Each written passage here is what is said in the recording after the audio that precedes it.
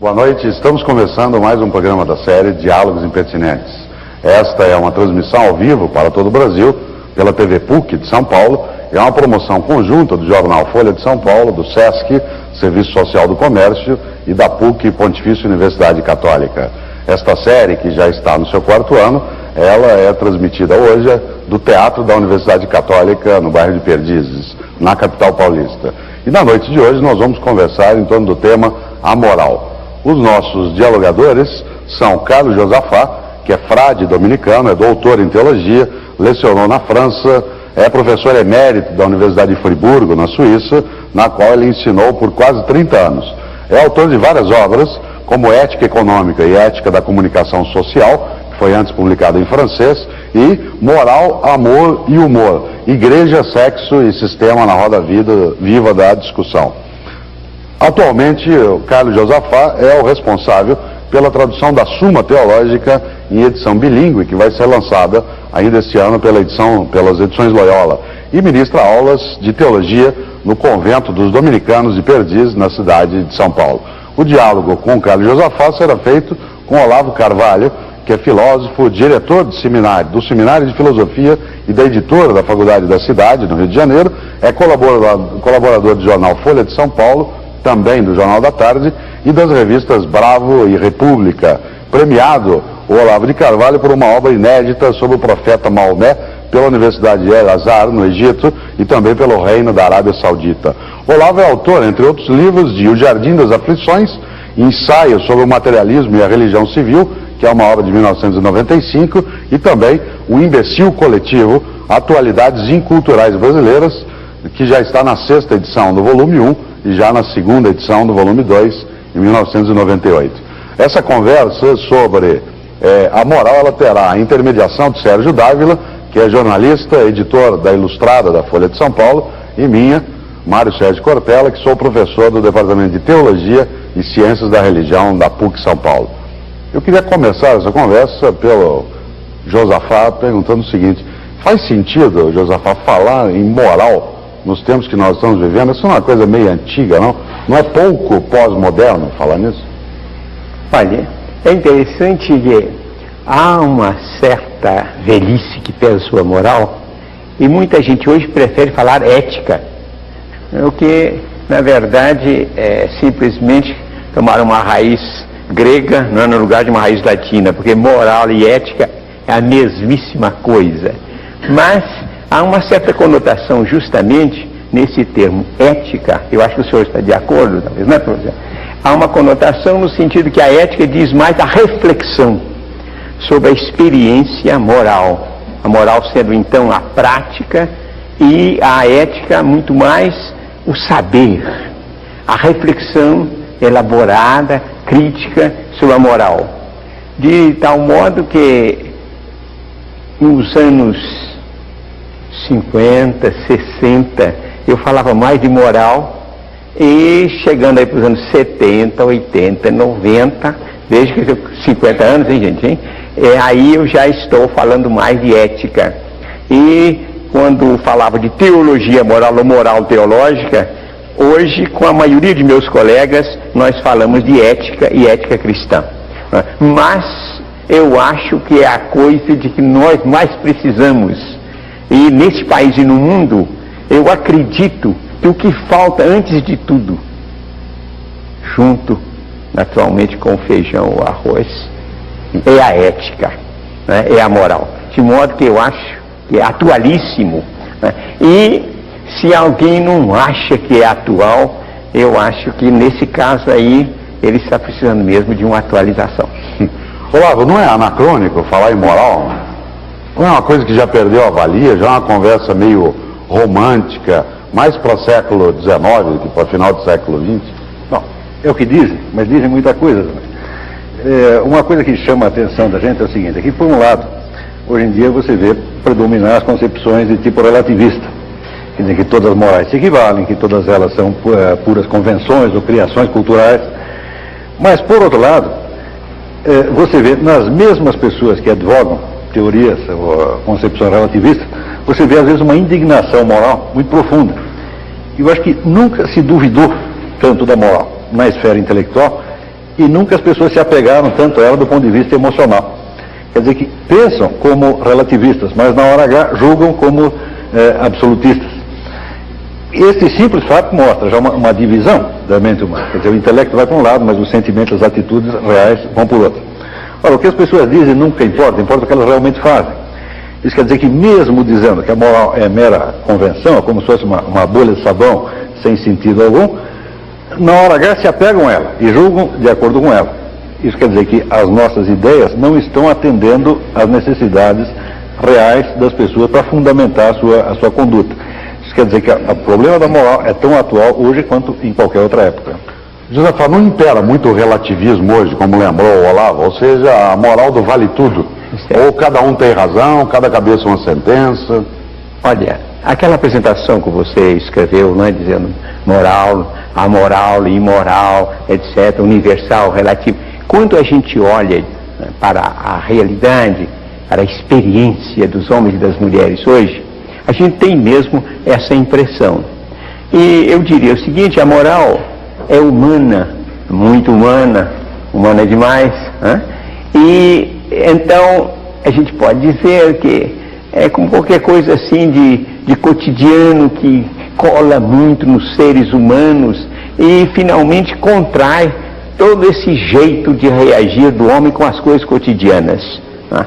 Eu diria um pouco assim como no casamento, embora não tenha experiência de casamento, que sou celibatário, que a pessoa, o marido se acostuma com a mulher se acostuma com o marido, e no fim, sabe, já não dá aquela atenção, não tem aquela consideração. Isso se dá com a moral, que, como dizia o professor Olavo, todos apelam para a moral, sobretudo quando sentem que pisam nos calos dele, nos seus direitos, nos seus interesses, e imediatamente diz, mas isso é uma indignidade. Aí surge logo a linguagem moral.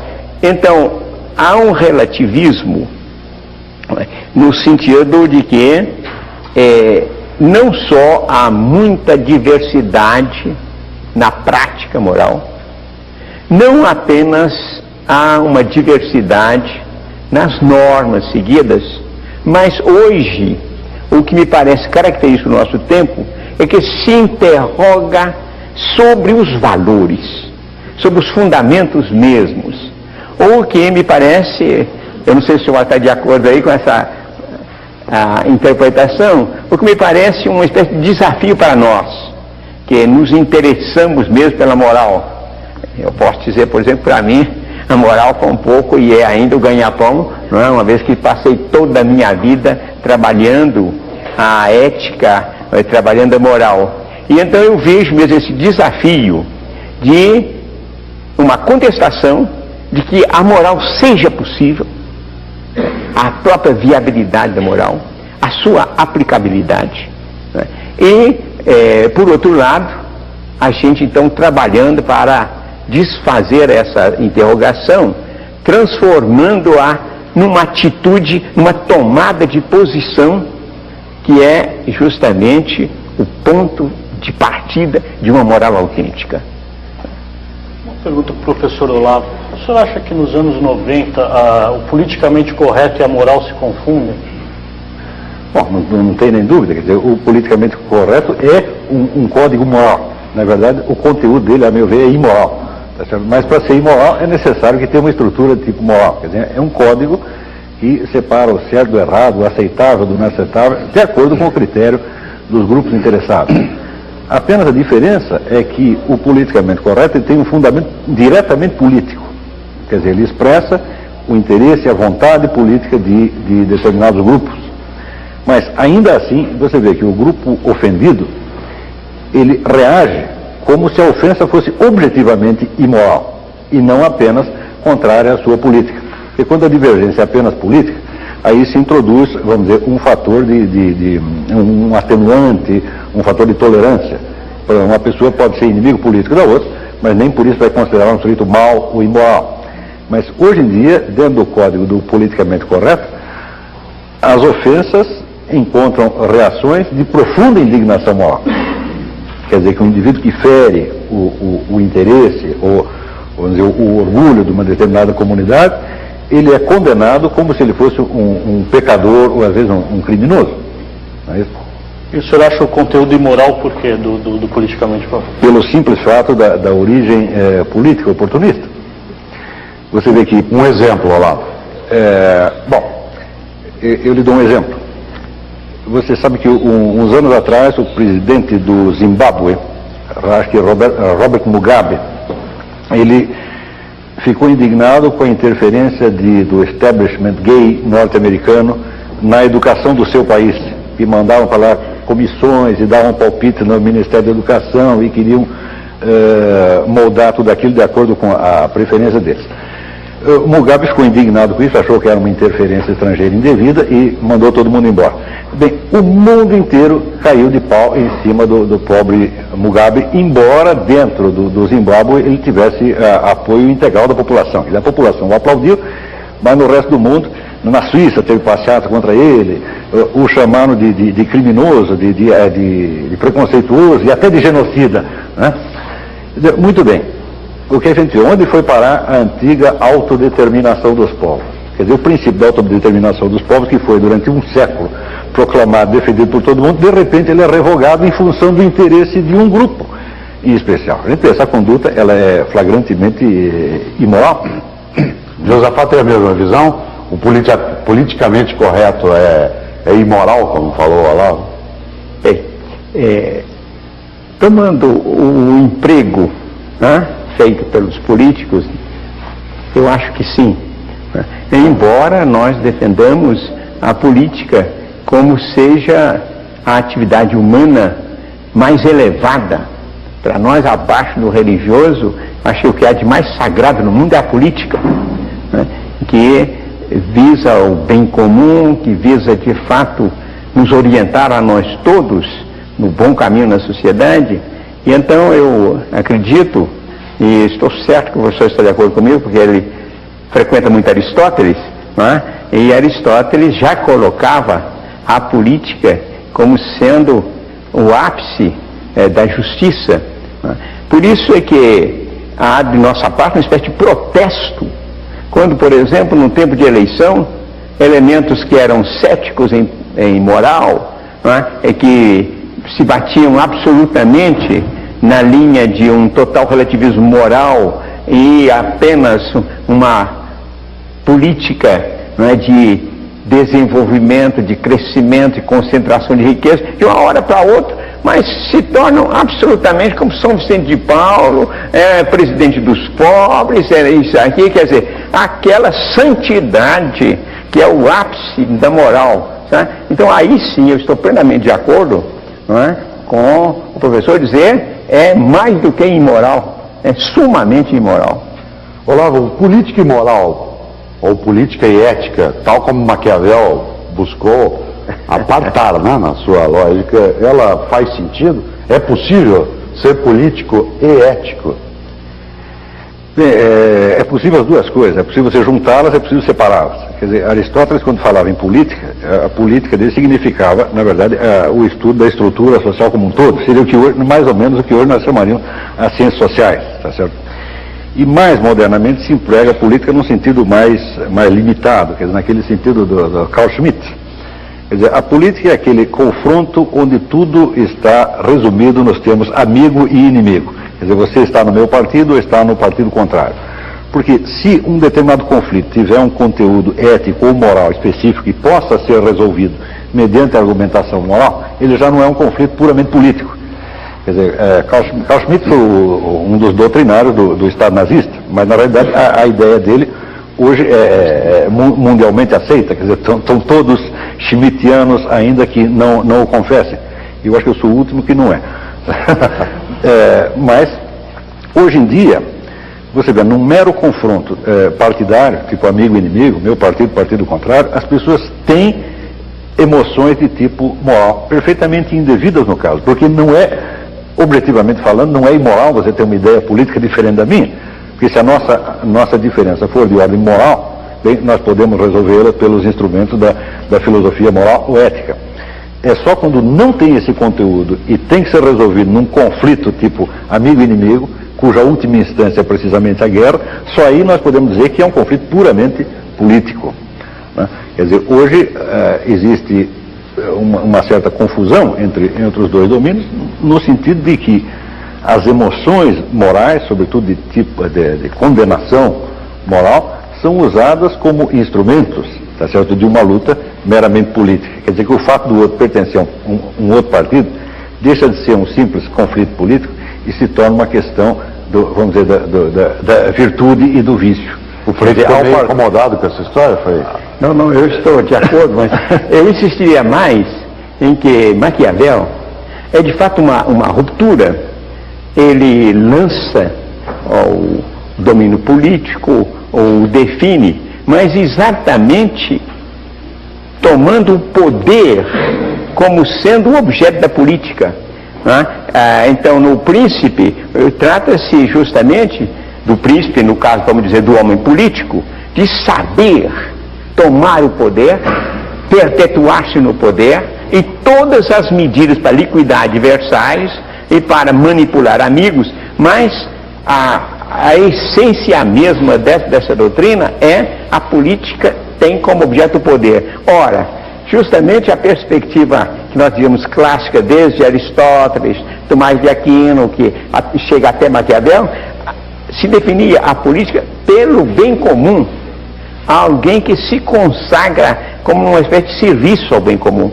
E aí há essa reviravolta, de modo que a modernidade, quando surgem então as nações modernas na Europa, o colonialismo, a colonização, pois bem, então surge essa novidade terrível, e eu acredito que é um câncer em todo o Ocidente, que contamina o mundo, de as elites de um país quererem então serem detentoras do poder e conceberem a política nesse sentido. Mas pode mudar tudo, mas só não pode largar o poder.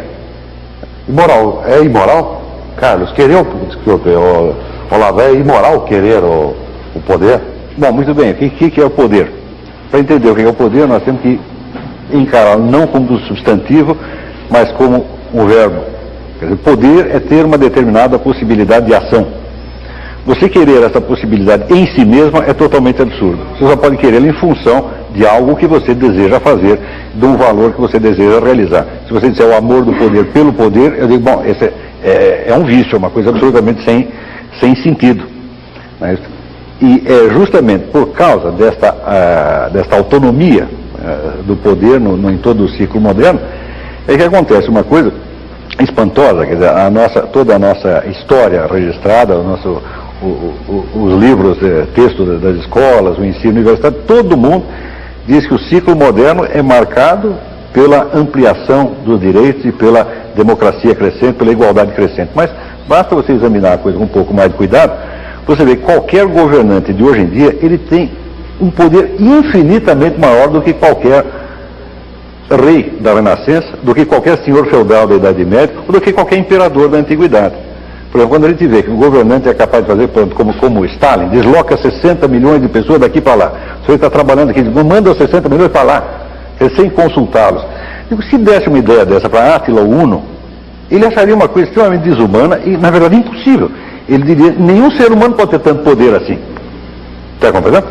Então, vamos dizer, os direitos, a parte jurídica, de fato, sofreram um progresso. Quer dizer, os direitos nominais, eles foram ampliados. Mas a quantidade do poder do governante é cada vez maior em relação à impotência do governado. Isso aí é o resultado de vários séculos de política maquiavélica, onde o poder é considerado um objetivo em si mesmo. Josafaí, o que é então moralmente correto na política, em vez de ser o politicamente correto na moral? Certo. Olha, é interessante que na reflexão ética, logo no começo, em Aristóteles, então se parte justamente dizer há alguma coisa de correto, de bom, sujeito sapateiro que faz bons sapatos, bom profissional, vamos aí, qualquer pessoa que no seu trabalho faz alguma coisa de bem feito, a gente vai dizer é um bom profissional.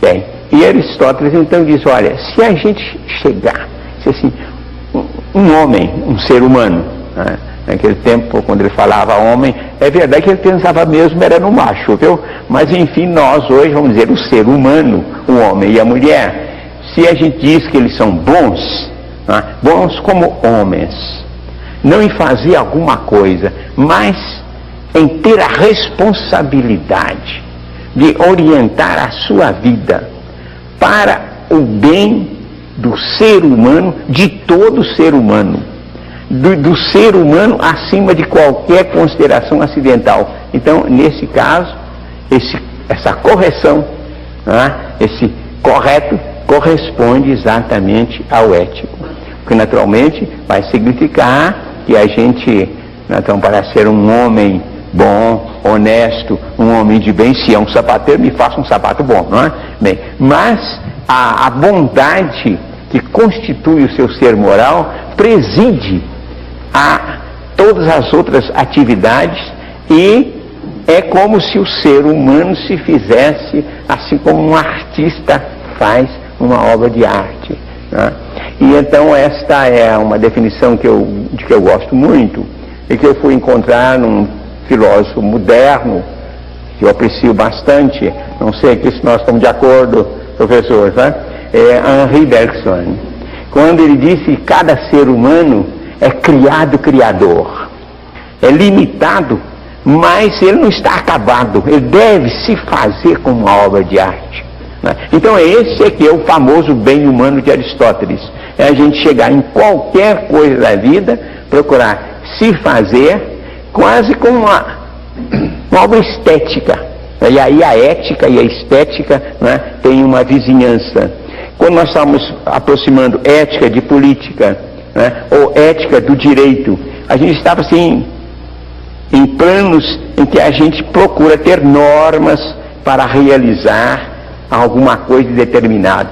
Na estética e na ética a gente tem uma criatividade, tá? A liberdade é extrema e, por exemplo, Levinas fala infinita, né? Eu acho que com um certo sentido, né, de uma liberdade que vai ser o homem, o ser humano se toma para se acabar, para se realizar. E isso é o que a política deveria fazer, Olavo? Os objetivos da política, veja, eu jamais digo o que os políticos deveriam fazer, ou o que qualquer pessoa deveria fazer, não tem nenhuma fórmula de mundo. O ponto que eu acho que nós deveríamos refletir aí é o seguinte, é que quando hoje as pessoas tomam atitudes relativistas, esse relativismo só vale para os outros. Porque quando se trata de saber o que é bom ou mal para elas sempre sabem. Né? E eu acho que isso acho que é um princípio universal, o famoso ama teu próximo como a ti mesmo. Quer dizer que se eu presumo saber o que é bom para mim, tá certo? Eu tenho uma certa medida para poder descobrir o que é bom para o próximo. O que eu não posso é dizer que todos os valores são indiferentes e iguais no que diz respeito às pessoas, e quando chega no meu próprio caso, aí não, eu já estabeleço uma nítida diferença entre o que é bom e o que é mal para mim. Tá certo? Se me oferecerem, por exemplo, um belo prato, um filé, etc., ou então um tapa na cara, eu certamente vou escolher o filé, porque eu sei o que é bom para mim. E para o outro, na medida onde eu admito que existe um bom para mim, é preciso que haja algo objetivamente bom para os outros e que não dependa inteiramente da opinião arbitrária deles. Porque eu não posso mudar de opinião, dizer, não, eu prefiro o tapa na cara. Ninguém faz esse tipo de escolha. Quer dizer que nas escolhas pessoais predomina uma objetividade. Isso, no fundo, talvez possa servir de guiamento até para um político. Quer dizer, ele sabe o que é bom para ele. Portanto, quando ele fizer o mal aos outros, ele também sabe o que está fazendo. Então, é interessante que nós falamos em moral durante um bloco inteiro, quase que falando em grande parte sobre política. E no cotidiano, um dos temas que quando se fala em moral vem à tona é pecado, é sexo, né? E nós conseguimos passar um tempo falando sem tocar nessa palavra. E o Sérgio Dávila tem uma questão para a gente iniciar agora essa fase.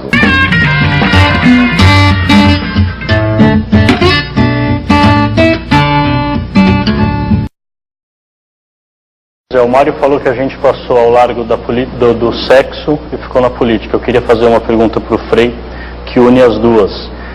O senhor acha que é moral a maneira como vem sendo tratado o caso Bill Clinton, Mônica Lewinsky? Moral e política via Bill Clinton, Mônica Lewinsky. Olha, eu acho que a dificuldade é sair dessa primeira reação de desgosto que a gente tem de ver a humanidade entretida por um semelhante episódio, quando temos problemas, questões, dificuldades humanas imensas no mundo, e como é que se desperdiça, a começar pela televisão, com um caso de relativa importância, para dizer assim. Eu acredito que há aí um primeiro dado, que é uma lição para nós. A humanidade, hoje, tem uma dificuldade enorme de encontrar um equilíbrio no que toca à sexualidade. Há mais ou menos uns 50 anos que eu estou acompanhando, não apenas no estudo, mas de observação, porque a moral tem de fato como primeiro objeto o ser humano, o homem e a mulher, e eu vejo que há uma dificuldade crescente que eu atribuo ao tipo de civilização em que nós estamos, para se encontrar um ser humano que se realize com um certo equilíbrio, uma certa perfeição na sexualidade. Em si, a sexualidade, desde o começo do mundo, é um grande problema humano.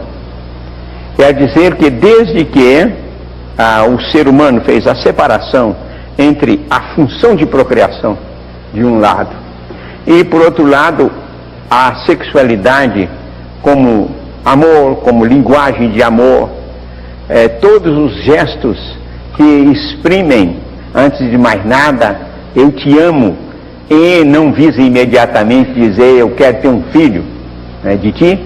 Então surge aí de fato um abismo, né, e que vai se tornando cada vez maior, no sentido de que se procura o prazer a dois,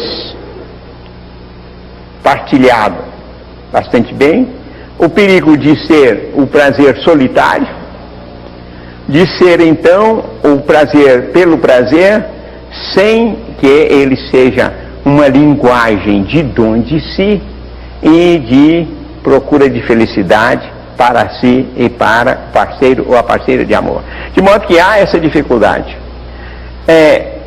Quando a gente pega um filósofo como Nietzsche, não é um padre da igreja, né, mas é um homem que tem assim os seus momentos de franqueza e de verdade. Na genealogia, por exemplo, da moral, ele considera que a Europa, ele fala para a Europa, tinha chegado a um equilíbrio, domesticou os instintos, domesticou, não é, os interesses, e está capaz de entrar no plano da moral, diz Frederico Nietzsche. Naturalmente, para entrar nesse plano da moral, ele pensa que é necessário o super-homem para conduzir o conjunto da humanidade. Mas eu acho que nesse fim, então, do século XIX, ele dava um certo atestado a esta atitude de certo equilíbrio nas paixões no conjunto dos homens civilizados. Eu acho que ele se enganava no seguinte: ele dizia que havia uma domesticação, e era muita domesticação mesmo. Quer dizer que havia muita hipocrisia e havia muita imposição. Não era uma atitude moral, no sentido de alguém que se assume da sua liberdade para se realizar, e que assume o outro também como um projeto de bondade, e então há uma relação sexual, não é, que é um engrandecimento dos dois. Nós vamos voltar nesse pedaço. Só queria que o Olavo, também nesse momento, aproveitando essa passagem, existe alguma imoralidade na situação Clinton-Lewinsky? Bom, existe imoralidade para tudo quanto é lado. A primeira imoralidade é a gente estar falando tanto desse assunto.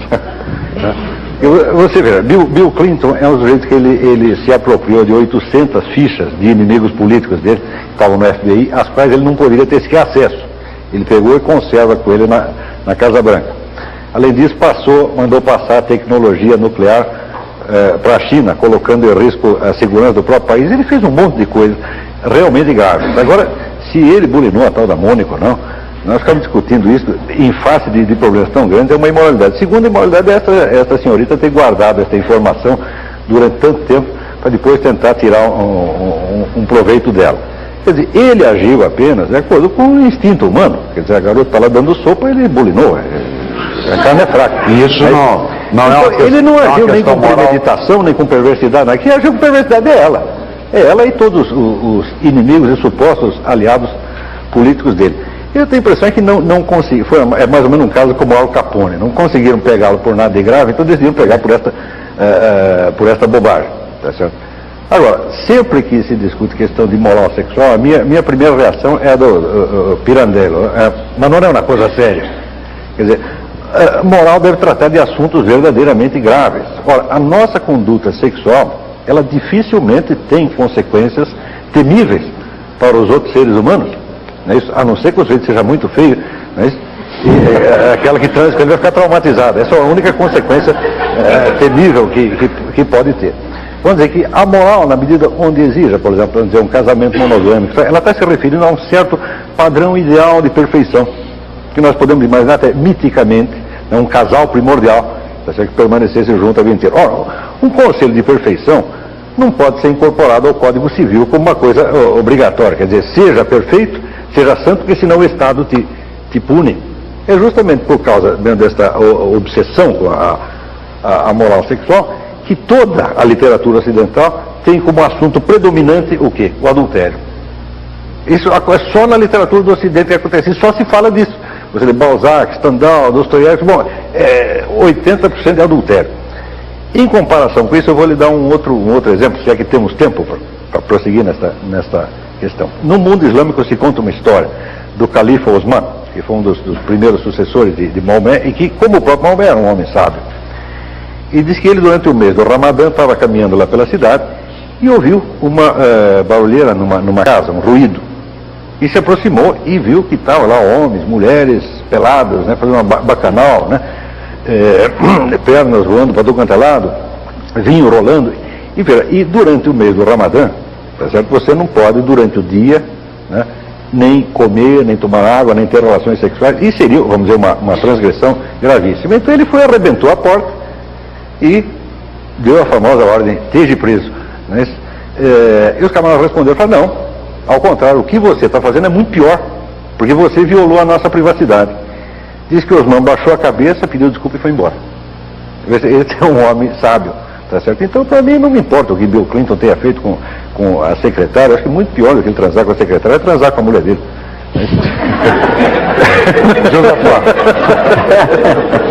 Josafá, adultério. O Olavo diz que na literatura ocidental, e é um fato, o adultério nas grandes obras ele é uma marca forte. Adultério é imoral? Certo. Olha, aqui eu vou primeiramente manifestar um pequeno desacordo com o meu parceiro de diálogo.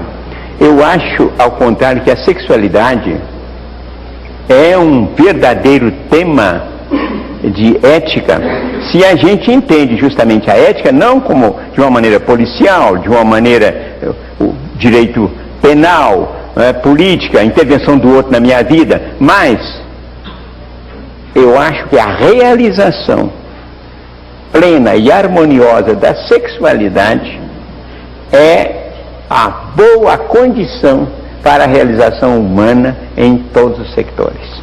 Se nós temos hoje uma crise da infância, se nós temos hoje uma crise de educação, isso começa porque a gente não tem na base um casal, né, que se ama verdadeiramente. E, de fato, antes do amor aos filhos, é preciso que haja o amor do casal.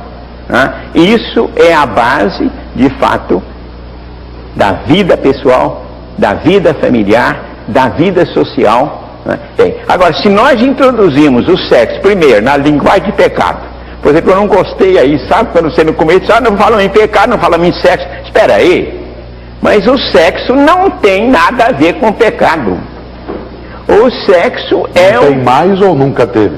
Hein? Não tem mais ou nunca não teve? tem. O sexo é um plano de realização humana como todos os outros. Eu não vou chegar e dizer assim, olha, você está à mesa, não é como a gente pode ser guloso, é pecado na mesa.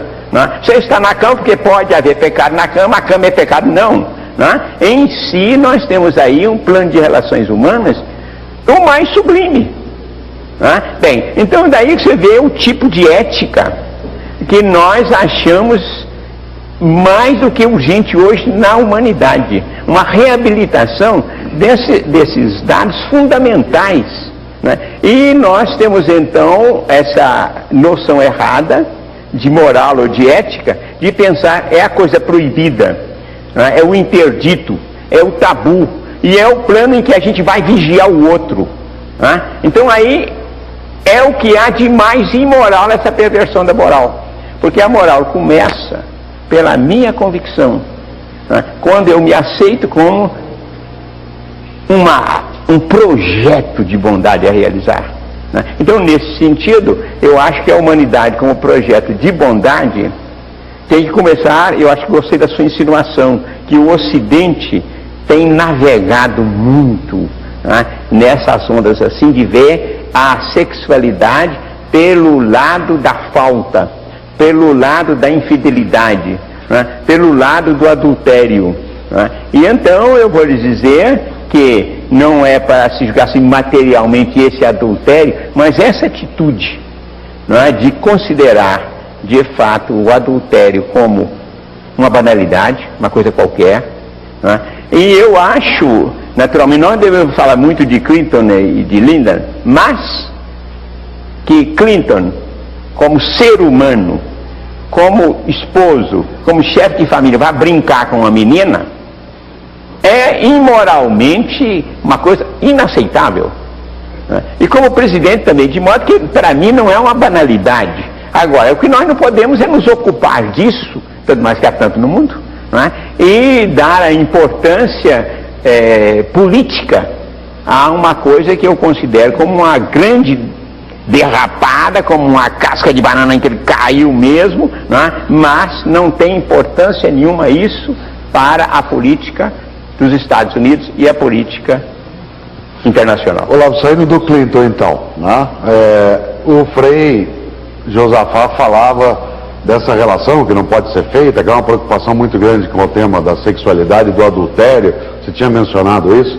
Você acha que o cristianismo tem um papel nesse vínculo entre sexualidade e imoralidade, ou adultério e a marca que isso carrega como mote da estética? Bom, em primeiro lugar, preciso dizer que a Igreja Católica sempre foi o bode expiatório de todos os nossos males e os nossos problemas.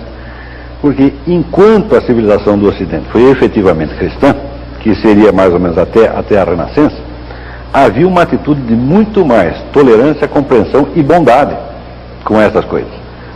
Esse moralismo acusatório, ele cresce na medida em que se afirma o moderno Estado leigo, ao contrário do que as pessoas pensam. Elas pensam, não teve na Idade Média, a igreja oprimia todo mundo. Não, você estuda os costumes reais e você vê que, embora houvesse uma condenação explícita, tá certo? Por exemplo, do pecado de adultério, ele não era perseguido e punido como o pune o Estado leigo. Você vê o famoso episódio que todo mundo cita, de Abelardo e Heloísa. Ele foi lá, transou com a menina, daí foram lá, até caparam o sujeito. Não, eles não caparam porque ele estava transando com a menina. Não, todo mundo sabia que ele estava fazendo isso. Então todo mundo dizia, não fica muito bem, porque você é um professor, mas isso era o máximo que se fazia. Quando ele casou em segredo com ela, aí que a família se irritou. Está entendendo? Quer dizer que enquanto estava lá, assim, atrás da escada, tá entendendo? Tá tudo bem, nós o aconselhamos a não fazer isso, mas não vamos puni-lo. Agora, no Estado moderno, acontece isso que está acontecendo, por exemplo, com Clinton.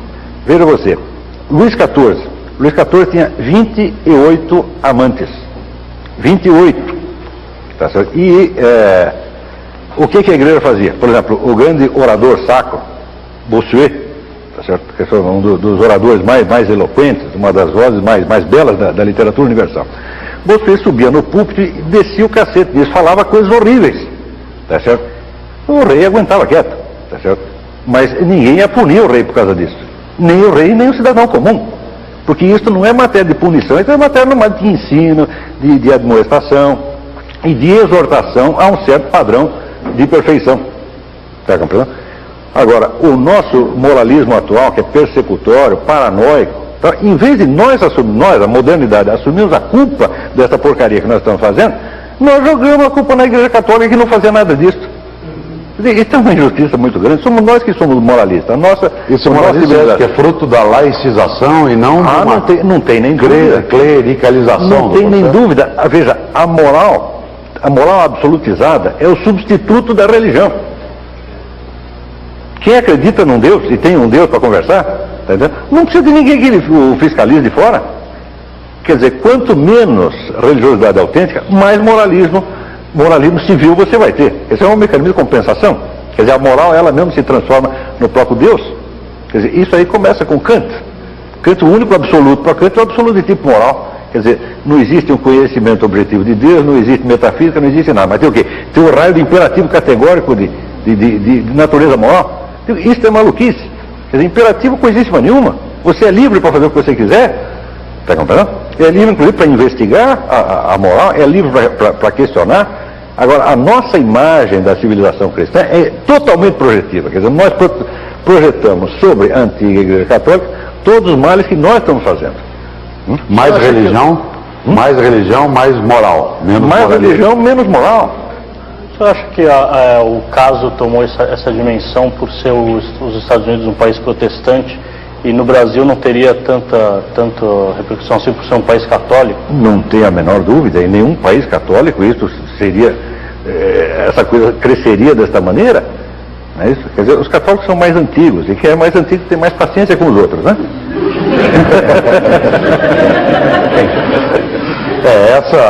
Essa lógica é uma lógica forte, né? Quando nós pensamos no impacto que tem essa relação que o Olavo colocava, que eu queria até no outro bloco nosso estar analisando isso com o Frei Josafá, né? Porque de maneira geral se fala mesmo, mais religião, mais moralismo. Né? O Olavo dá uma vertente que é a desmontagem de uma estrutura, né, de natureza religiosa em grande essência, ela acabou levando a um aumento do moralismo. E o Sérgio Dávila tinha uma questão nessa direção, né, para o Josafá aí diretamente. Eu queria que o Frei Josafá comentasse essa tese, no mínimo curiosa, que apareceu no último bloco. Quanto mais religião, menos moralismo, e quanto mais moralismo, menos religião. É isso? Certo. Eu diria então que quanto mais religião autêntica, né, que às vezes pode acontecer que a gente tenha uma religiosidade que seja uma espécie assim de projeção do seu egocentrismo, né, do seu egoísmo, que se fica um pouquinho mais assim, né, refinado, fica mais agudo sendo religioso. Eu digo uma religião autêntica, como aquela, são as grandes religiões como o cristianismo bíblico, né, como o judaísmo, o islamismo, o budismo. Nesse caso, quanto mais religião, menos moralismo e mais uma moral autêntica de valorização do ser humano. E então nós entraríamos aí com um conceito que pode aparentemente complicar e que ajuda, é o pecado. A noção de pecado dada pelo Evangelho, pela Bíblia em geral, é uma noção que eleva o ser humano, mostrando responsável de sua vocação transcendente, de sua relação com Deus, e mostrando então capaz também de, no seu coração, quer dizer, na sua vontade mais profunda, na sua capacidade de amar, de se dar, de se orientar, no seu coração, ele é capaz de conversão, né, de perdão, o que está completamente longe da ideia de culpabilização, de angústia, de se afligir, né, como uma forma velada ou ostensiva de desespero. É uma forma de esperança.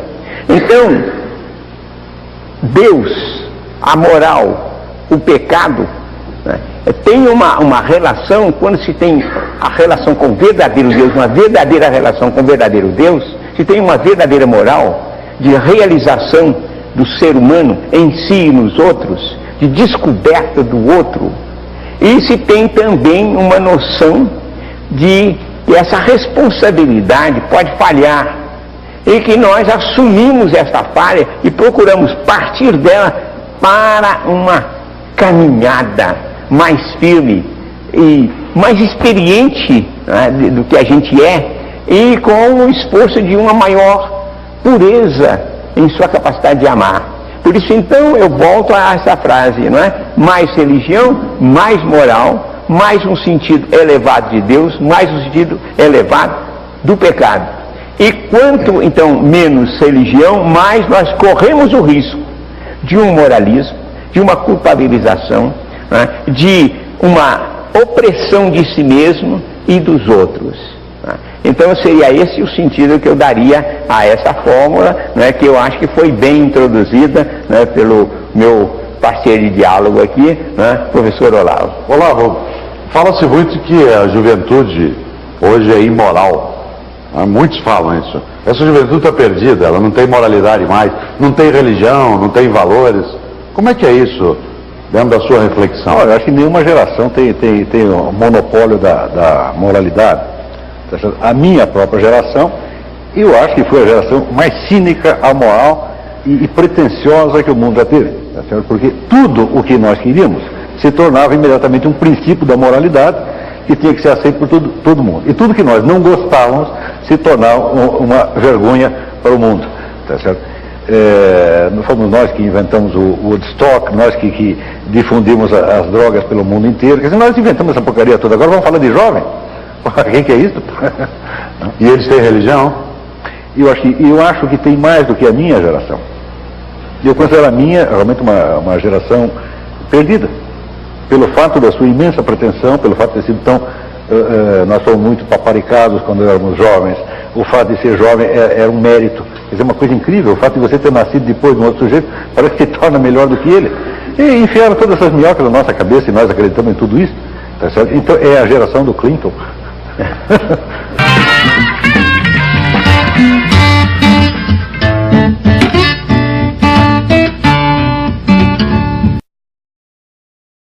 A televisão, ela tem um impacto na difusão de valores morais que tenham uma positividade hoje, Frei Josafá? Sim. Olha, o senhor escreveu sobre moral e televisão. Certo. Parece um... Exato, né? Antes eu gostaria de dizer alguma coisa um pouco complementar ao que o meu companheiro acaba de dizer. É muito difícil a gente fazer um julgamento histórico se há progresso, se há uma volta atrás em termos de moral, quando a gente olha a história da humanidade. Porque a gente pode dizer assim que há vários parâmetros. Em alguns pontos, por exemplo, a consciência hoje é mais delicada, né? E em outros pontos, aparentemente, ela é assim mais condescendente, mais relaxada. Eu gosto de seguir esta linha.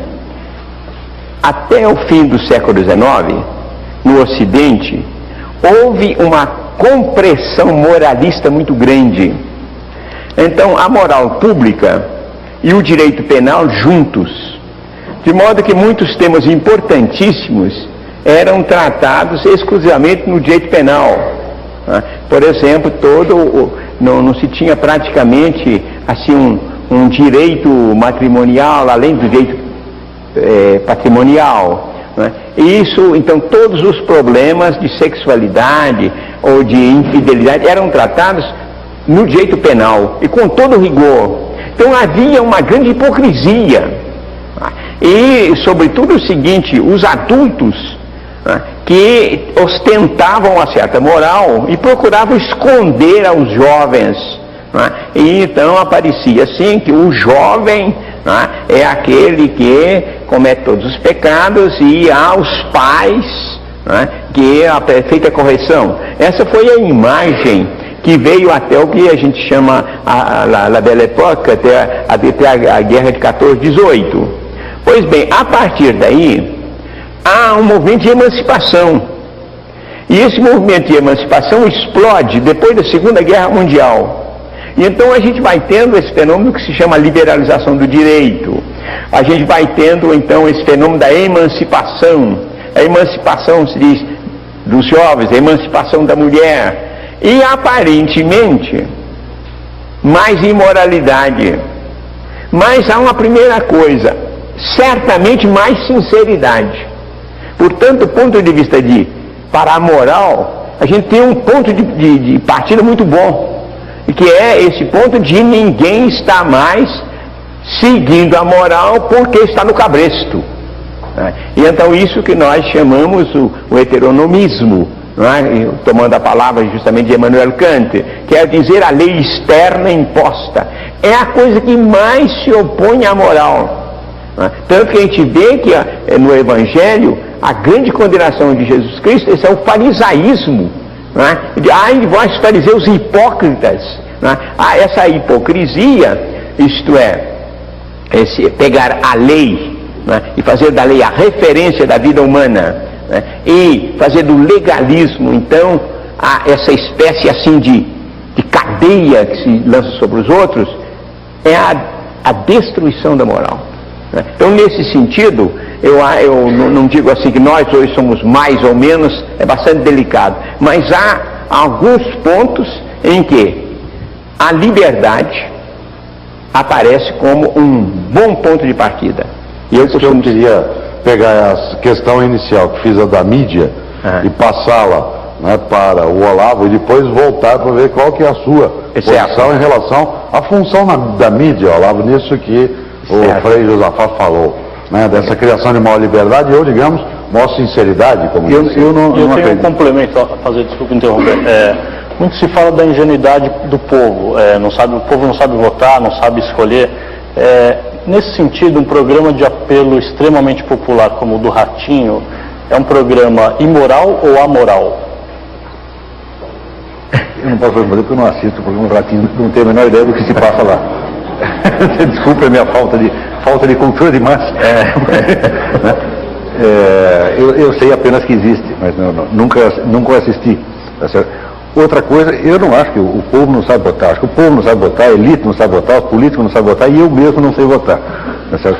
Eu acho, na verdade, que votar é quase impossível. É só você ver a lista de candidatos e ver o tempo que você tem para se informar sobre cada um. Eu, todas as vezes que votei na minha vida, eu confesso que eu votei quase no escuro. Por exemplo, eu votei muitas vezes no Dr. Ulisses Guimarães, quando ele era vivo, porque parecia uma bela figura naquele momento, né? Era um cara que estava lutando para a literatura. Depois eu fui estudar a biografia dele, era um negócio horroroso. Bom, agora é tarde, agora eu já votei. Não cometi o pecado de votar no Collor naquele ano, assim, eu vou dizer, tomei o engolfe e votei no Lula. Mas também não sei se votei direito, não. Essa coisa de dizer que o outro não sabe votar, fala, bom, quem não tem pecado, atira a primeira pedra. Mas e a mídia? A mídia voltando ao negócio da mídia. Quer dizer, a mídia representa, sobretudo, a pressão de uma opinião coletiva uniforme que vai moldando as opiniões dos indivíduos.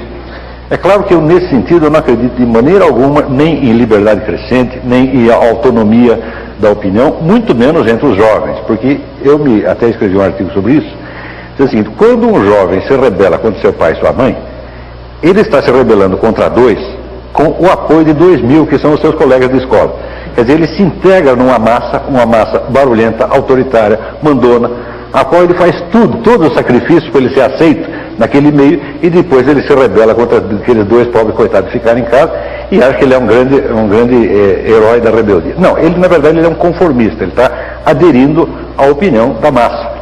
Ele precisaria ser corajoso para, no meio desses 2.000, ele dizer: olha, quem tem razão é meu pai e minha mãe. Se ele fizer isso, ele será linchado.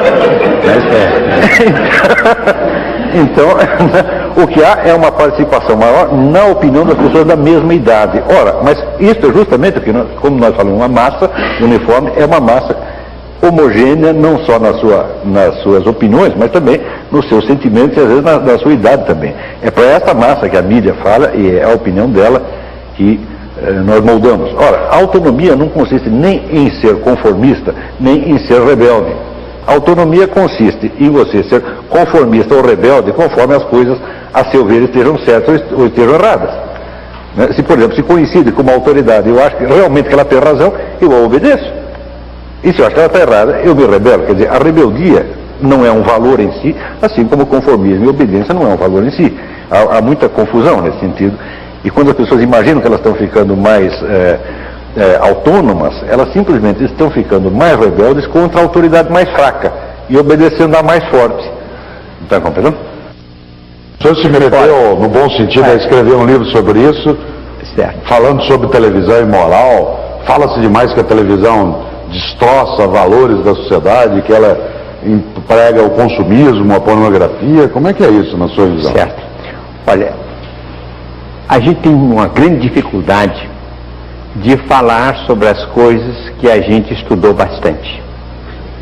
E há, sem dúvida, uns 40 anos que eu estou estudando o que eu chamo a ética da mídia ou a ética da comunicação social. E então a minha dificuldade às vezes para um diálogo é de encontrar uma porta, né? Porque é uma dessas realidades muito complexas e, como diz Edgar Morin, a dificuldade nossa é de encontrar um conhecimento complexo que corresponda às realidades complexas. Ele faz umas simplificações.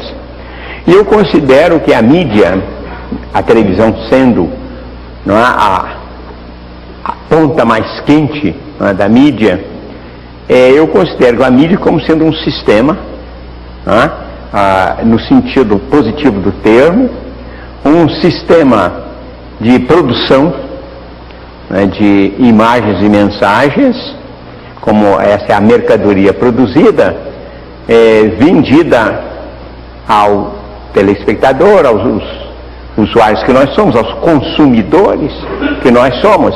E sendo uma mercadoria psicológica, ela transforma.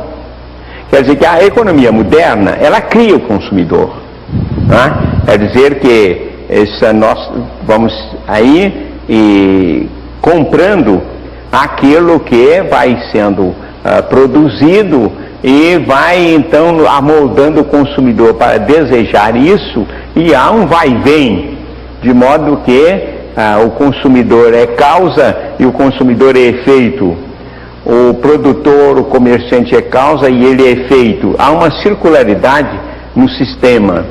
Então, se nós transportamos isso para a mídia, digamos, para a televisão não pode viver sem nós, sem os consumidores. E, por outro lado, ela nos dá tudo aquilo que é necessário para criar esse consumidor. Segundo a lei da facilidade, para criar, então, grandes números, cada vez maiores, de gente que aprecia exatamente esse tipo de televisão. Se costuma dizer, não é, há aqui no Brasil umas 12 famílias que detêm a mídia, etc. Eu não me interesso tanto na descrição de quem detém e quem não detém. É o modo, né? É esse modo sistêmico que faz com que, se eu vou à minha cidade, a primeira cidade do Brasil em ordem alfabética, Abaeté, eu vejo as meninas, a modazinha, etc. Elas são personalizadas, elas aquilo é a pessoa delas. Agora, se a gente vai a Madrid, a Paris, a Berlim, a Genebra, é a mesma coisa. O tipo de menina, do jeito de vestir, o que põe na cabeça, o que põe na cinturinha, o que põe no pezinho, a correntinha, é igualzinho, né? Quer dizer que elas são todas personalissimamente iguais, né?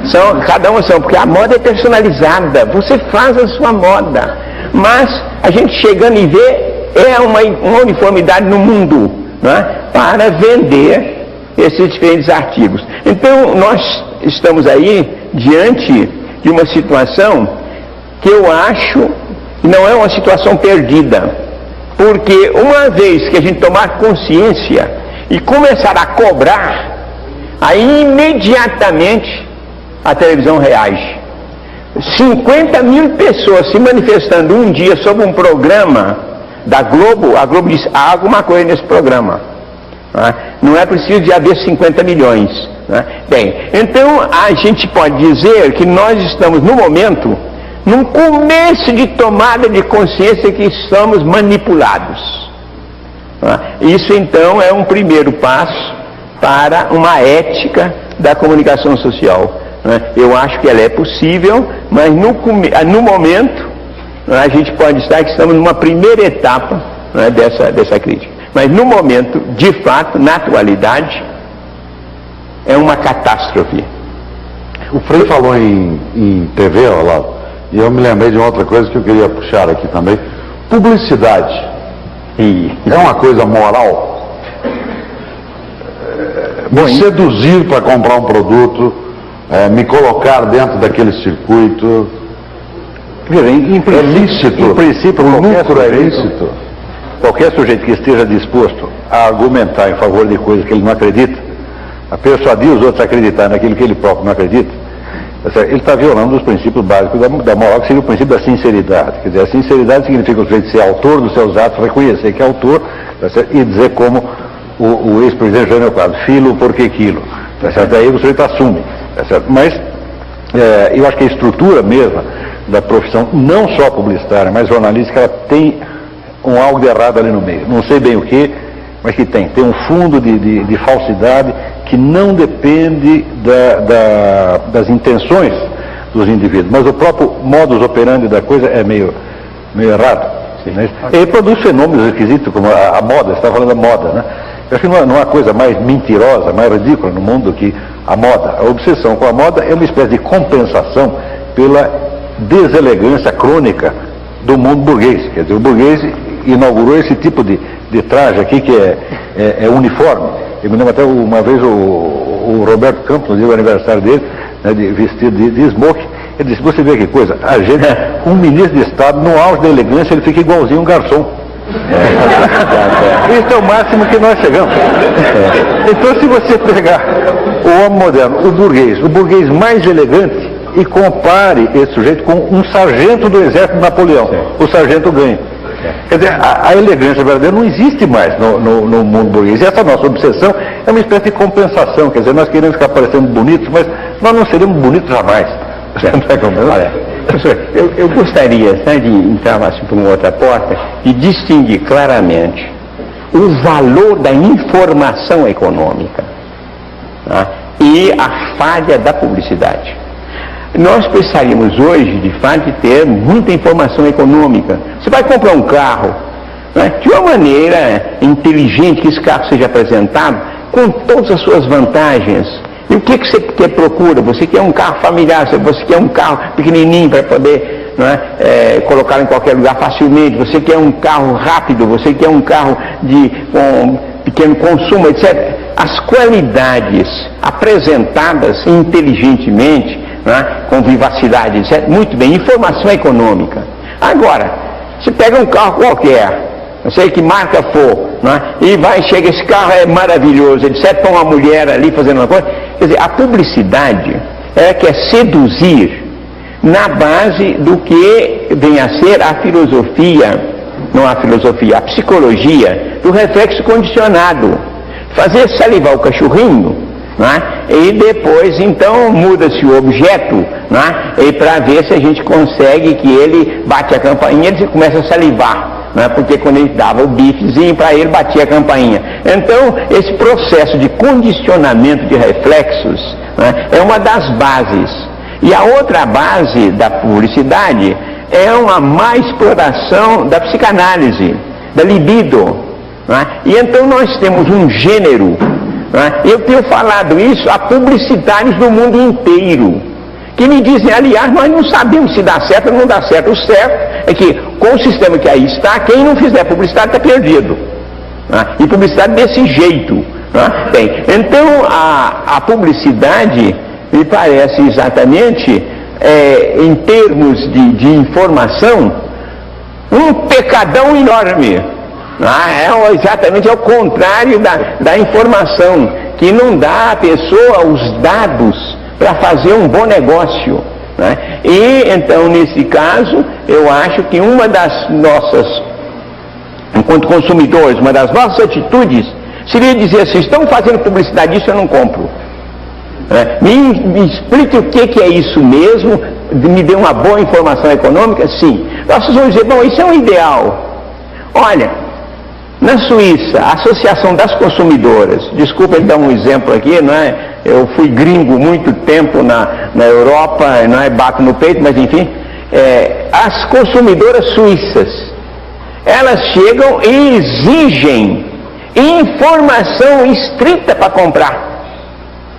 É um ferro elétrico. Quais são as qualidades do ferro elétrico, a resistência, o preço, durabilidade, etc. Bom, isso sim. Agora não adianta botar aí uma figura de mulher passando roupa, não. Nós queremos qual é a informação. Então é possível fazer isso. E o que acontece?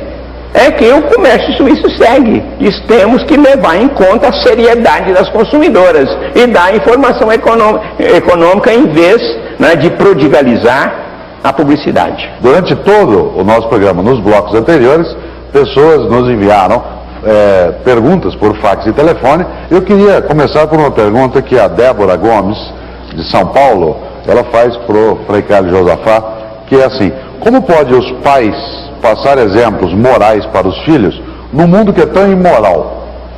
Bem, olha, eu começaria por dizer justamente que é muito necessário que ser pai hoje comporta uma certa atitude de resistência que deve transmitir aos seus filhos também, eu diria mesmo uma espiritualidade de resistência, né? Uma atitude crítica de saber indicar os valores que nós temos hoje, a possibilidade, por exemplo, de criatividade que nós podemos encontrar nos novos meios de telemática, e por outro lado o perigo, né, dessa passividade, da gente se deixar amoldar, né, pela mídia.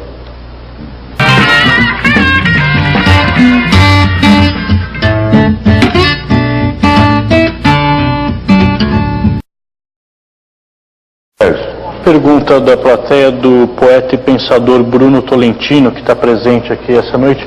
Queria convidá-lo a fazer a pergunta no microfone. O Flávio Josafá, o senhor sabe que o João disse da encíclica de Papa Montini, Paulo VI, olha, ele não, a respeito da contracepção e de todas essas questões sexuais da igreja, ele dizia, olha, ele não joga o jogo, por que ele está fazendo as regras? O senhor acha que a igreja católica podia começar a explicar que São Tomás, por exemplo, não se preocupava tanto com essa questão de sexualidade e de moral? Eu não acho que seja uma coisa muito séria. Como católico fala, o chefe de família, ou mesmo chefe de Estado, tem que brincar com a mocinha. Primeiro que a mãe não me parece uma mocinha. Segundo que brincar é brincar, né? Então está sendo. Ótimo. Muito bem. Olha, essa questão que o senhor coloca, eu a respondi em um livro, né? Olha que permitam aqui fazer essa publicidade, em que eu abordo o problema da posição da igreja em termos de moral, particularmente de moral sexual, com toda a lealdade, com toda a objetividade, e analisando os documentos, tais quais eles são. Bem, com relação à encíclica Humanae Vitae, há uma coisa interessante.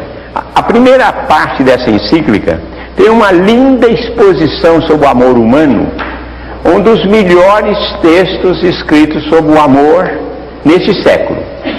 Agora, a partir do número 13, eu não sei se o 13 dá sorte, não dá, etc. O Papa tem uma posição a respeito da contracepção e, a meu ver, ele tomou a definição de natureza humana de uma maneira muito parcial, olhando o aspecto biológico, fisiológico, e pedindo então uma conformidade a essas leis como sendo a expressão da conformidade à moral e à lei de Deus. Nesse ponto, desde aquele tempo até hoje, eu, como teólogo católico, tenho apresentado essa crítica, tenho ensinado que há uma posição compreensiva, global, integral da natureza humana, que permite perfeitamente integrar uma contracepção artificial dentro de uma atitude responsável e de comum acordo do casal. E então eu escrevi um livro em 1977, né, em uma coleção de ética cristã, e que eu mesmo era o fundador, que hoje tem mais de 100 volumes, infelizmente em francês e alemão, né, na época que eu era gringo. Né. E então, nesse livro, portanto, na Europa, no centro da Europa, na Suíça, eu apresentava, simplesmente sem nervosismo, né, calmamente, e não tive qualquer contestação. Né. O que mostra que essa posição, isto é, que o amor, a responsabilidade, deve inspirar aos cônjuges ao verdadeiro método de limitação de natalidade, de escolha dos filhos, e que esta é a posição, né, que convém ao ser humano e que convém ao cristão. Tem uma pergunta para o Olavo de Carvalho, mas antes, só para dar informação, a Débora Moraes, né, também perguntou coisas que o senhor acabou de dizer, como se o amor transcende a moral. A Irani Ferreira tinha ligado perguntando se a televisão dita as regras de moralidade para a sociedade, tema que nós tocamos. A Roseli perguntara ao Olavo de Carvalho se a televisão hoje é imoral ou amoral, né? Nós tocamos um pouco nisso, mas vamos voltar porque é uma outra questão nessa direção. E a Mauri, né, ela pergunta da relação entre sexo e imoralidade, que nós tocamos num trecho do programa. E a Inês Cardoso, Olavo, pergunta para você o seguinte: dado que o Frei Carlos falou do livro dele, ele diz, o que tem a ver o imbecil coletivo, né, que faz parte do título de uma das suas obras, com a moral brasileira? Bom, eu vou começar pela última pergunta, que é a mais fácil. Eu não costumo dar palpite na conduta alheia, exceto naquilo que me diz respeito pessoalmente. Quer dizer, como eu estou nesse negócio de vida intelectual, filosofia, literatura, etc., esse é o meu ramo, e aí eu opino. Então, nesse setor, eu acho que eu posso cobrar de meus colegas de ofício, quer dizer, do meu grêmio profissional, uma conduta moral. Quer dizer, eu nunca dei palpite sobre moral de modo geral, mas me atenho à cobrança com relação à ética da vida intelectual. Então, o que é o imbecil coletivo? O imbecil coletivo é uma vasta cobrança, tá certo? Há pessoas que, na esfera intelectual, estão agindo da maneira a mais imoral possível. Isso é, uma vez o Bruno Tolentino me pediu uma definição de honestidade intelectual. Ele disse, olha, essa é a coisa mais simples do mundo. É você não dizer que sabe aquilo que você não sabe, e não dizer que não sabe aquilo que você sabe perfeitamente bem. Quer dizer, essas são as duas regras máximas que estão sendo desobedecidas constantemente. Quer dizer, o sujeito que faz que não sabe, né, aquilo que ele está perfeitamente informado, e por outro lado dá palpite em coisas que não são da sua conta e que ele ignora completamente. Né? E eu acho que se houvesse um pouco mais de ética na esfera intelectual, tudo mais seria melhor. Mas hoje em dia a moda é cobrar moral apenas dos políticos, como se fossem eles que geram os padrões, os valores, os símbolos. Não são os políticos, são os intelectuais, são os artistas, são o pessoal do show business. Esse é que vem em primeiro lugar. E é desse que nós temos que cobrar antes de tudo. Como dizia o velho I Ching, castigue a sua cidade em primeiro lugar, depois a vizinha. Certo. Professor, mas eu acho, sabe, que algumas coisas que eu disse, a moral se torna excessivamente individualista. O senhor disse que eu não me preocupo com os outros. Há uma dimensão social na ética, há uma ética social, e o ser humano é essencialmente relacional. Nós somos responsáveis e somos também corresponsáveis. Agora, eu me pergunto se a sua atitude não poderia ser entendida como uma espécie de encolhimento num caramujo, não é? E então nós faríamos aquilo que é mais importante, que é o outro, não é? E nós nos interessarmos que o outro seja bom, não de ditar normas para ele, mas de colaborar para que ele encontre o seu projeto ético. O senhor não acha que estaríamos em desacordo total? Não, acho que o senhor tem razão. Essa atitude que eu estou assumindo, ela não pretende ser um molde para ninguém. É apenas uma resposta a uma determinada situação concreta, onde todo mundo dá palpite a respeito da moralidade de quem quer que seja. E eu acho que esta intervenção excessiva na moral pública, ela em si mesma é imoral, porque revela a pretensão que o sujeito tem de julgar coisas que ele não entende e das quais ele não procura sequer se informar. Quer dizer, o primeiro dever de justiça é você se informar sobre o que realmente está passando. Ora, às vezes as coisas são complexas e é preciso muitos anos para que você chegue a uma conclusão. Por isso mesmo que uns anos atrás eu já fiz um voto de pobreza em matéria de opinião. Quer dizer, eu costumo dar a minha opinião quando eu já examinei o caso bastante, eu conheço, então ela já não é mais apenas uma opinião, acho isso, acho aquilo. Não, ela tem um certo valor cognoscitivo. E nas coisas que eu não examinei, eu digo, não sei. Tem até um verso da Alberto da Cunha Mello, que junto com o Bruno Tolentino, um dos grandes poetas brasileiros, ele diz o seguinte: quem não se rebusca, se acha. Diga não sei e receba uma aula de graça. Porque sempre que você diz não sei, vou esperar mais um pouco, vou examinar, você sempre acaba ganhando. Sério. Duas perguntas da plateia, Iatan e Eduardo, relacionadas à política, moral e política. Uma propaganda do candidato Paulo Maluf diz que ele seria a vitória do bem contra o mal. Na sua opinião, uma campanha contra Paulo Maluf deveria permanecer no âmbito estritamente político ou deveria ser feita no âmbito da moral? E a outra, a aproximação entre estética e política é possível? O professor Josafá falou sobre vizinhança entre ética e estética, possível pela criatividade e pela liberdade. Por que não podemos tornar a política uma obra de arte? Primeira pergunta para mim, a segunda para mim. Isso. Muito bem, eu acho que quanto mais se evitarem argumentos de tipo moral em campanhas políticas, melhor. Mas eu não acredito realmente que esses políticos possam ser substancialmente melhores uns do que os outros. Eu acho que o discurso moralista, acusatório, a pretensão de que você é o lado bom e o outro mal, eu acho isso inteiramente absurdo. Quer dizer, isso tem que ser, as questões de bem e de mal têm que ser encaradas com seriedade. Não é na propaganda política que nós vamos resolver isso, e sobretudo nós temos que lembrar o velho conselho de Leonardo da Vinci: dove se grida non è vera scienza.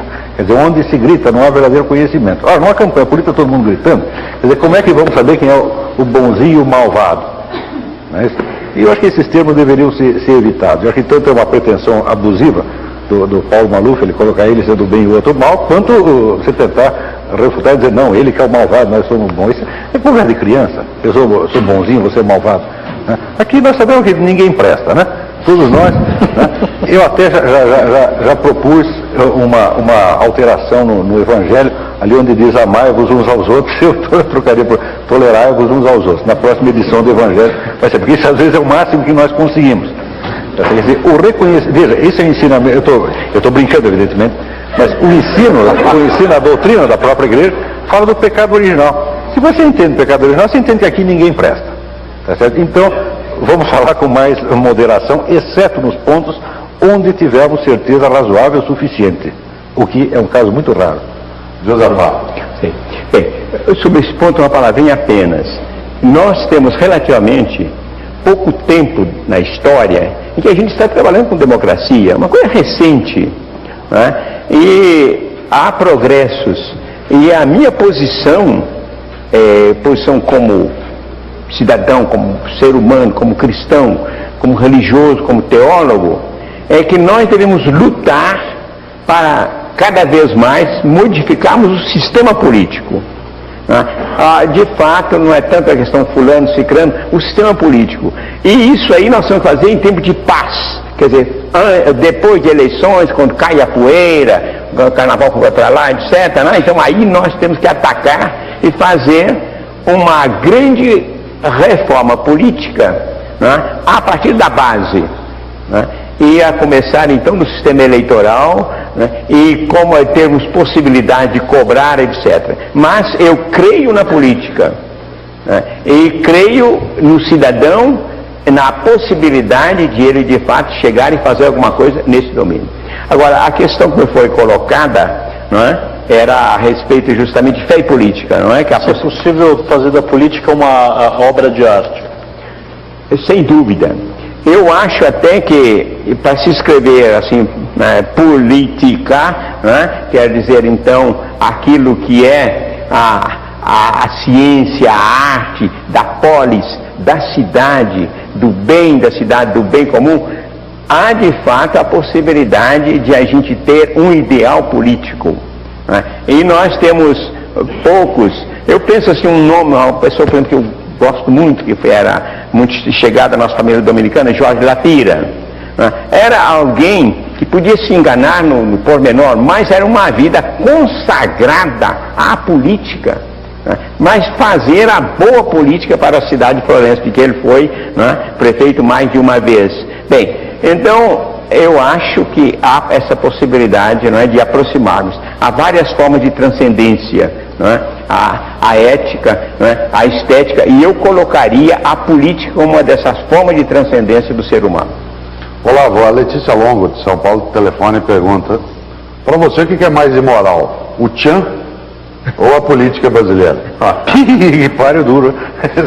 Isso é muito difícil, mas eu acho que o tchan costuma ser menos prejudicial. Em primeiro lugar, você já tem uma rejeição estética, que não, a coisa é muito vulgar, muito idiota, e o sujeito, para prestar atenção nisso, só se for igualmente idiota. Eu não acredito que isso realmente possa prejudicar ninguém. Mas a política, ao contrário, a política molda o futuro. A política tem consequências de muitíssimo longo prazo. Tá certo? E eu, por um temperamento pessoal, não sou muito inclinado a levar muito a sério as questões de moral sexual. Eu acho que essas são questões menores no âmbito público, embora no âmbito íntimo sejam fundamentais, tá certo? Para a perfeição da alma. Mas no âmbito público não se deveria dar tanto peso a elas, né? Sérgio, dá tempo de fazer uma pergunta? Mais uma para o professor Olavo, é uma pergunta anônima da plateia. O senhor concorda com Faulkner, que disse que o poema Ode a um Vaso Grego, de Keats, vale a vida de 30 mil velhotas? Vale o quê? A vida de 30 mil velhotas. Não vale a vida de um gato. Tá certo? Em primeiro lugar, de cara, o gato é criação de Deus e o poema é criação do seu fulano de tal. O poema não...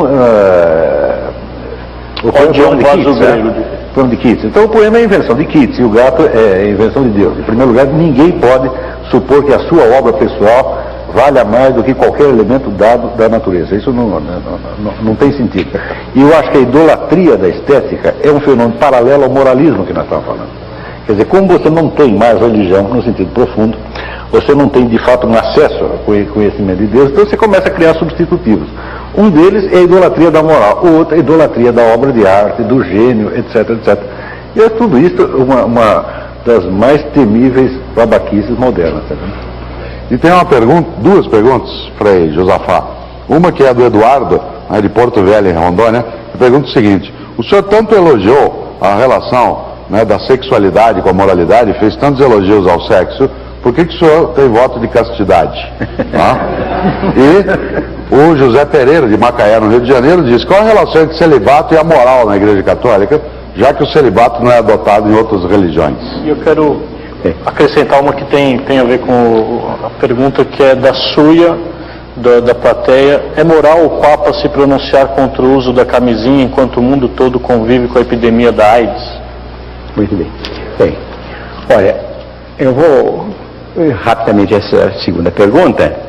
Eu comecei esse livro exatamente pela camisinha, quer dizer, e até pedindo desculpa em um livro de reflexão sobre a ética, de começar assim, por um problema desse tipo. Exatamente porque ele me parece bastante sintomático e não há uma posição oficial da igreja. Algumas vozes da igreja confundiram o preservativo para a AIDS, o preservativo que evita a contaminação, com um preservativo de contracepção, de procriação, de fecundação. As duas coisas são completamente distintas.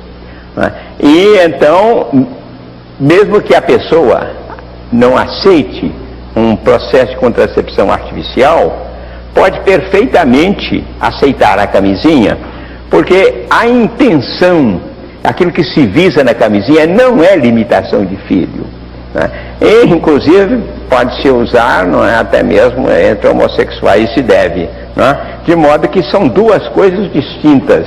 E eu lamento que alguns apressados na Igreja Católica tenham feito essa confusão.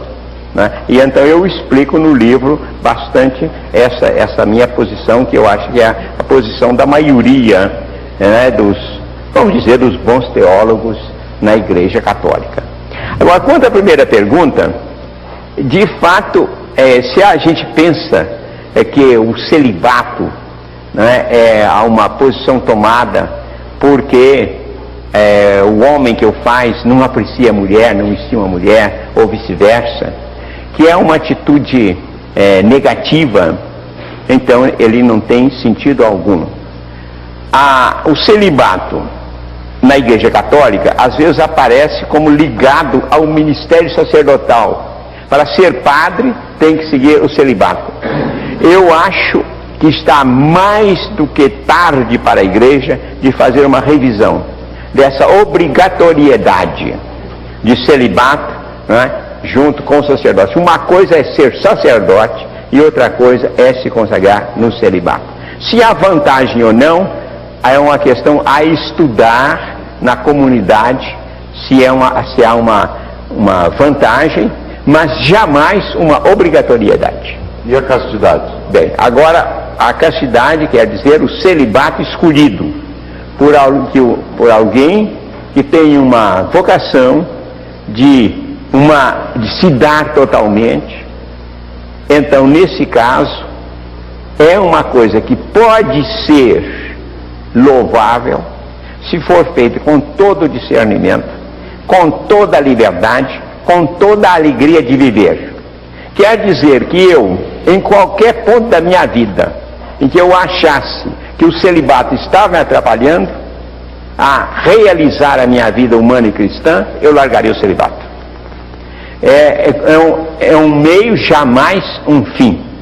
E então, nesse caso, eu lhes diria o seguinte, é que às vezes muita gente é levada à vocação de celibato por uma consagração. Há um caso aqui que eu vou contar, que talvez o senhor vá se assustar um pouco, conversando na sua passagem aqui no Brasil com Che Guevara, ele então nos dizia o seguinte: eu acho que os padres têm razão de serem celibatários na medida que querem se consagrar ao serviço do povo, porque eu, que sou médico e revolucionário, tenho essa dificuldade que eu tenho mulher e filhos e às vezes eu passo meses sem poder ter contatos com eles, né? E então eu teria de fato uma maior liberdade. Bem, então isso aí é o tipo de argumento funcional, né? Muitas vezes, de fato, né, facilita a ação, a dedicação. Agora, na minha experiência, há mais do que uma simples limitação de questão de tempo. É de fato uma grande libertação para a gente se dedicar em um amor que tende a ser um amor universal. A gente se dedicar a um estudo, a uma oração que tem uma certa intensidade. Quem quiser acreditar, acredite. Essa é a nossa realidade, né? A realidade daqueles que vivem tranquilamente, né, o celibato com as dificuldades normais, porque se a gente é normal, deve ter dificuldade de guardar a castidade. Nós temos uma questão da nossa plateia, por favor. Eu gostaria de perguntar a respeito de um pensamento do Pascal que eu li há muito tempo e que sempre foi para mim meio enigmático, e eu não consigo ter uma compreensão clara dele. Eu tenho uma compreensão intuitiva, eu acho, do que ele significa, e queria aproveitar os dois debatedores para ver se podem me esclarecer a respeito do significado dele. Pascal disse, ou escreveu, que a verdadeira moral zomba da moral. E eu queria saber qual realmente o significado disso. Eu acho assim bonito pelo que tem de paradoxal, mas não sei realmente o que ele quis dizer com isso. Olá. Bom, acho que toda a nossa conversação aqui é, de certo modo, uma explicação disso. Quer dizer, nós estamos falando que a palavra moral pode ter dois sentidos, quer dizer, pode se referir a um certo padrão, o ideal de perfeição, que nos aproximaria, por exemplo, do modelo de Jesus Cristo, e pode querer dizer também um código que é adotado uniformemente para toda a sociedade e que se transforma, no fim das contas, num código penal, tá certo? E numa espécie de regulamento das fofocas. Mas, quer dizer, é o padrão pelo qual nós podemos falar mal do adversário e sentir que nós somos muito bons quando conseguimos provar que alguém é mau. É evidente que a moral nesta última acepção deve ser somente objeto de zombaria, apesar da utilidade política e administrativa que ela pode ter. E nós não podemos esquecer o seguinte: quando se diz que, por exemplo, Kissinger dizia que a política é a arte do possível, quer dizer, o possível significa apenas a mediocridade de uma determinada situação que pode mudar amanhã e admitir outras possibilidades. Mas a religião e a moral, no sentido primordial da coisa, não visa nunca apenas o possível, mas visa algo que está sempre acima. Nesse sentido, a verdadeira moral será sempre um pouco utópica. Ela pedirá de nós uma perfeição que nós não vamos alcançar materialmente, mas à qual devemos tender por amor a Deus e amor ao nosso semelhante. Nessa linha tem uma pergunta da plateia, do Edson: há possibilidade de fundamentar uma moral sem Deus? Onde buscar sistemas referenciais? Eu não acredito nisso de jeito nenhum.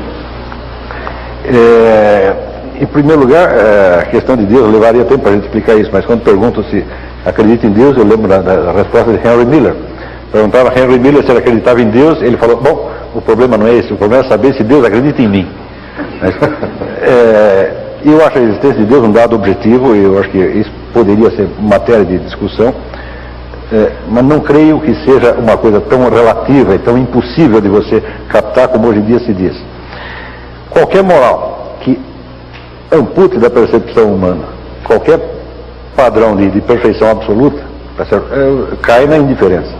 Tá certo? A partir daí a moral se torna apenas convencionalismo, código, etc, etc. Porém, é necessário lembrar o seguinte: desde o século passado, desde Kant, nós estamos acostumados com a ideia de que da realidade nós não podemos deduzir valores, de que entre o julgamento de fato e o julgamento de valor existe um abismo intransponível. Mas isso não é verdade de maneira alguma, porque a simples percepção sensível já implica uma seleção, implica uma distinção entre o que é importante e o que é acidental. Quer dizer, o mundo, tal como aparece a nós, não é uma pasta homogênea, tá certo? Mas ele é um cenário onde aparecem qualidades distintas. Por exemplo, se eu olho para você agora, eu digo, bom, uma coisa é eu conversar olhando para os seus olhos, mas se eu conversar olhando para o seu dedão do pé, você não vai entender mais nada do que eu estou falando. Portanto, existe uma hierarquia já nesta percepção e nesta comunicação. Eu acredito que o conhecimento moral é mais desse tipo, é um conhecimento quase intuitivo ou instintivo, se você quiser. Ele tem que ser, claro, que aprimorado mediante treinamento. Eu não acredito em códigos morais, tá certo? Mas eu acredito em desenvolvimento de uma espécie de percepção moral. E acho que é isso que hoje está justamente falhando. Eu acho que esse senso moral foi muito abafado por discussões muito rebuscadas, onde justamente as pessoas fingem que não sabem aquilo que elas sabem perfeitamente bem. Nós temos várias questões que estão sendo tratadas em outras respostas, como a do Carlos Augusto, de Caxias do Sul, né, que fez uma questão assemelhada em relação a essa temática, né, o José Eduardo de Jundiaí, né, e também o professor Jaime Machado, filho de Ubai, Minas Gerais, né, e ele faz uma pergunta ao Frei Carlos Josafá: como que o senhor vê um homem que vive à frente do seu tempo, defendendo ideias que hoje são consideradas imorais, mas podem ser consideradas morais daqui a algum tempo? Né? Certo. Olha, é interessante que a moral que nós definimos como sendo humana, todo ser humano, quer queira ou não, ele tem que enfrentar o problema moral, né? E o ser humano sendo histórico, não apenas que há uma história, mas ele é um desenrolar, ele é um vir a ser. Então, há para cada pessoa, como para o conjunto da humanidade, uma certa historicidade na moral e a possibilidade de fato da consciência progredir nos pontos, às vezes regredir, não é? E a gente vendo hoje que nós não aceitamos de jeito nenhum a tortura. Em séculos passados, a tortura no sentido de um ato judiciário, não é? De juiz mandar torturar alguém para tirar a verdade dele, não é? Nós hoje achamos isso, de modo geral, um absurdo, não é? E uma pessoa que aceita isso, não é? Nos parece completamente anormal. Ora, nós voltando às vezes durante séculos, não é? A tortura judiciária, condições dela, basta a gente ter uma suspeita, pode torturar, etc. Há, de fato, um progresso. E isso nos leva, do ponto de vista ético, a pedir um grande discernimento e um esforço, porque no nosso tempo há, às vezes, atrasos imensos em certos pontos, não é? De gente aceitar algumas coisas como sendo normais, como sendo fatalidades, quando de fato estão dependendo do nosso comportamento, né? De modo que é um fato, né, essa oscilação no terreno moral, e essa oscilação pede para nós uma atitude moral de uma grande responsabilidade. Sérgio, a última questão, né, que aí nós estamos fechando no tempo. Felipe da plateia para o professor Olavo. Todo ato imbuído de moral é um ato justo? Se sim, a justiça depende da moral? Bom, a justiça, no sentido jurídico da coisa, é evidentemente um produto derivado. Quer dizer, a moral é uma instância mais fundamental. Embora possa haver para fins práticos uma certa separação. A grande tragédia que acontece hoje é a redução da moral ao aspecto jurídico. De modo geral, o Ocidente tem uma mania jurídica absolutamente infernal. Quer dizer, nós acreditamos, por exemplo, que a história jurídica é toda a história. Nós vemos, por exemplo, que os direitos que estão escritos no papel evoluíram e se tornaram melhorzinhos. Nós acreditamos que nós progredimos moralmente. Agora, para estar falando a questão da tortura. Bom, sociedades que aceitavam a tortura como princípio não a praticavam com a intensidade e com a crudade com que nós a praticamos hoje. Quer dizer que os direitos nominais são uma coisa, mas a prática social real é outra muito diferente. Como nós temos essa obsessão jurídica, nós lembramos as nossas leis de hoje e dizemos, como elas são maravilhosas em relação àquelas de antigamente. Tá certo? Mas não pode esquecer que a história jurídica é apenas uma história ideal, e não a história da trama social real. Por exemplo, se você vê a ideia, por exemplo, de genocídio, de você matar populações inteiras, ou simplesmente como na última guerra, o bombardeio de populações civis. Olha, mas qualquer tirano, qualquer potentado da antiguidade acharia isso uma coisa horrorosa. Olavo, por falar de tirania, eu tenho que concluir em função do tempo que nós estamos. Nos Diálogos Impertinentes de hoje, nós conversamos sobre o tema a moral, com o filósofo e jornalista Olavo de Carvalho e também o teólogo e frade dominicano Carlos Josafá. Boa noite e até lá.